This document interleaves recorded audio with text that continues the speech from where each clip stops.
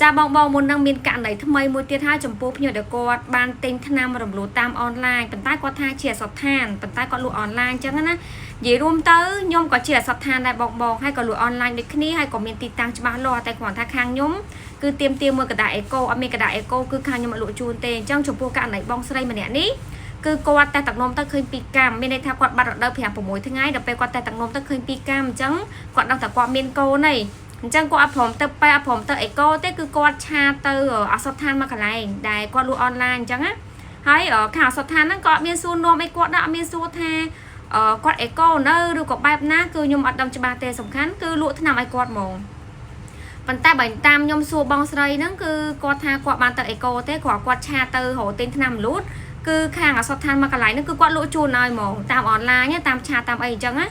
អញ្ចឹងឥឡូវនេះគឺបងស្រីគាត់ប្រើដូចជាបានខ្ទង់មួយសប្តាហ៍ហើយប៉ុន្តែគាត់ថាគាត់ហូរឈាមមកច្រើនមែនតែនគាត់ហូរឈាមអត់ដឹងថាហ្នឹងជាឈាមជាកូនដែលធ្លាក់មកឬក៏ឈាមអីទេហើយគាត់បានឆាមកឲ្យខ្ញុំហ្នឹងលក់ឈុតថ្នាំរំលោភហ្នឹងឲ្យគាត់មកឈុតទៀតគាត់ថាបើក្នុងករណីគាត់ប្រើឈុតដែលគាត់ធ្លាប់ទិញ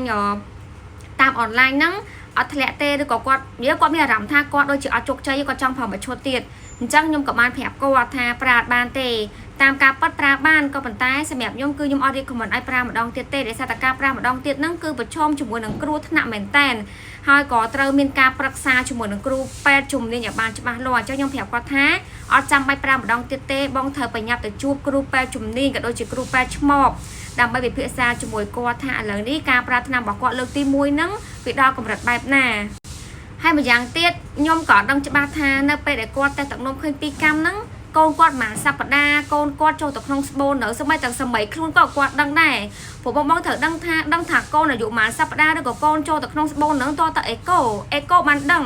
បើអត់អេកូទេសួរថាអាចមើលពីក្រៅបានមែនគឺអត់ឃើញអត់ដឹងទេគ្រាន់ថាតែទឹកនោមគ្រាន់តែបញ្ជាក់ថាយើងមានកូនឬក៏អត់ទេតែបើថាឲ្យកំណត់ពីអាយុកូនគឺយើងអាចរកពីខែដែលយើងមករដូវខែចុងក្រោយបានតែបើនិយាយពីទីតាំងកូនចូលទៅក្នុងស្បូននៅឬក៏មើលថាកូនក្រៅស្បូនមិនគឺមើលអត់ដឹងទេតទៅអេកូអញ្ចឹងឥឡូវគឺខ្ញុំណែនាំឲ្យគាត់ឆាប់ទៅជួបគ្រូពេទ្យអត់អាចប្រើឬក៏អត់អាចកំងថ្នាំពីខាងខ្ញុំទៀតទេខ្ញុំអត់ទទួលទេដោយសារគាត់បានប្រើអស់មួយឈុតទេហើយតើតើមួយការប្រើរបស់គាត់ហ្នឹងក៏អត់ត្រឹមត្រូវដែរមានន័យថ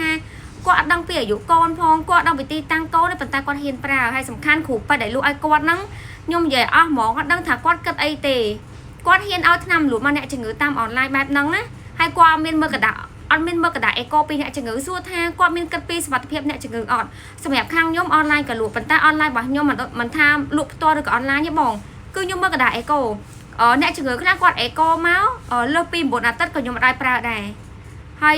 កដាអេកូខ្លះតើប្រើបានទើបខ្ញុំជម្រាបថាប្រើបានគឺយើងមានកលការបែបហ្នឹងបងហើយម្យ៉ាងទៀតក៏មានបងដែលគាត់ជាពេទ្យឬក៏គាត់ជាអ្នកធម្មតាគាត់តែងតែចូលខមមិននៅក្នុងវីដេអូរបស់ខ្ញុំអញ្ចឹងណាអ្នកខ្លះគាត់ចូលខមមិនថាអូលក់ថ្នាំលូតដោយលក់ចាប់ព្រួយឬក៏អូផុសលក់តាមអនឡាញអីចឹងបានមែនអត់មានណាគេជួយមើលអីចឹងមែនអីចឹងណាបងតែបងត្រូវដឹងមិនមែនឆាតមកខ្ញុំភ្លាមគឺទិញថ្នាំនឹងបានទេអត់ដូចអសតតាមសេញទេបងតើមានកដាអេកូទៅខ្ញុំលក់ឲ្យហើយកដាអេកូហ្នឹងมันប្រកាសថាអេកូហើយនឹងប្រើបានឬក៏អត់ទៀតតើខ្ញុំមើលលទ្ធផលសិនជាក់ស្ដែងថាអាចប្រើបានឬក៏អត់ចង់សម្រាប់ខាងខ្ញុំគឺមានកលការច្បាស់លាស់ហើយខាងខ្ញុំគឺលក់យូរឆ្នាំហើយខ្ញុំជាអសតការីជាអ្នកថ្នាំពេទ្យមានទីតាំងមានសញ្ញាបត្រត្រឹមត្រូវបងអាចសួរនាំភ្ញៀវដែលគាត់ធ្លាប់ប្រើពីខាងខ្ញុំបានឬក៏យកថ្នាំពីខាងខ្ញុំបានណាបងគឺមានការណែនាំត្រឹមត្រូវហើយអត់ទុកភ្ញៀវចោលទេមិនមែនថាលក់ឲ្យបានលុយហើយទុកភ្ញៀវចោលណាអត់ទេបងគាត់ឆាតមកគឺយើងសវីយើងឆាតមួយឆាតតបមួយគាត់រហូតខៃឡូពេលខ្លះខ្ញុំភ្ញៀវច្រើនទៅខ្ញុំរៀងតបយឺតអីអញ្ចឹងប៉ុន្តែយើងមានជារូបភាពនិងវីដេអូប្រាប់ពីការណែនាំនៅពេលដែលគាត់កំងហើយហ្នឹងគឺច្បាស់លាស់ហ្មងហើយភ្ញៀវរបស់ខ្ញុំគឺទទួលបានជោគជ័យសឹងតែ99%ឯងអ្នកដែលគាត់អត់ទទួលជោគជ័យដោយសារតែគាត់មានបញ្ហាស្បូនតាំងពីដើមអញ្ចឹងបានធ្វើឲ្យគាត់បរាជ័យអញ្ចឹងខ្ញុំចង់រំលឹកបងម្ដងទៀតសម្រាប់បងដែលគាត់ចង់រំលឹកកូននៃការប្រើថ្នាំត្រូវគិតឲ្យច្បាស់លាស់ហើយនឹងត្រូវទៅអេកូឆែកមើលពីសុខភាពខ្លួនឯងឲ្យបានច្បាស់លាស់ជាមុនសិនអត់អាចចេះតែទិញតាម pharmacy ឬក៏យកមកប្រើដោយខ្លួនឯងអត់មានការណែនាំត្រឹមត្រូវទេបងគឺមានគ្រោះថ្នាក់អត់អាចលេងសើចបានទេមិនមែនជាថ្នាំធម្មតាដែលយើងអាចទិញយកមកប្រើប្រាស់ធម្មតាបានទេហើយក៏មិនមែនជាថ្នាំដែលសម្រាប់ទិញយកទៅបង្ការទុកនៅផ្ទះពេលណាមានកូនប្រើដែរមិនមែនជាប្រភេទថ្នាំបែបហ្នឹងទេអញ្ចឹងសូមបងមានការប្រុងប្រយ័ត្នក៏ដូចជា ពិចារណាឲ្យបានច្បាស់លាស់មុននឹងប្រើថ្នាំរំលូតកូន